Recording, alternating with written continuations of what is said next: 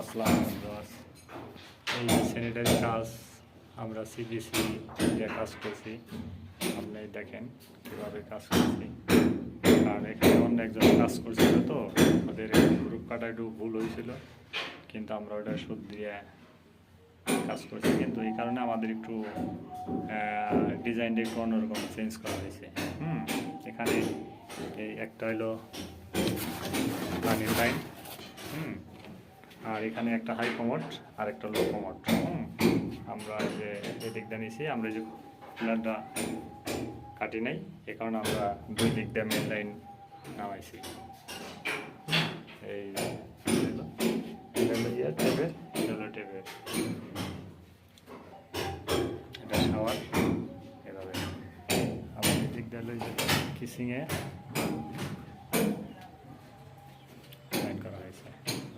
আর এই যে পানি লাইন আমরা সব 4 ইঞ্চি পাইপের মধ্যে সব লং ডাব দিয়ে আমরা কাজ করি। এটা মনে রাখবেন, কারণ লং ডাব থাকলে আপনার কোনো বন্ধ কিন্তু আসবে না। এর আগে যারা ব্যান দিয়ে কাজ করতে হচ্ছে, সব চেঞ্জ করে সব লং ডাব দিয়ে কাজ করি। ওকে, থ্যাংক ইউ, আসসালামু আলাইকুম।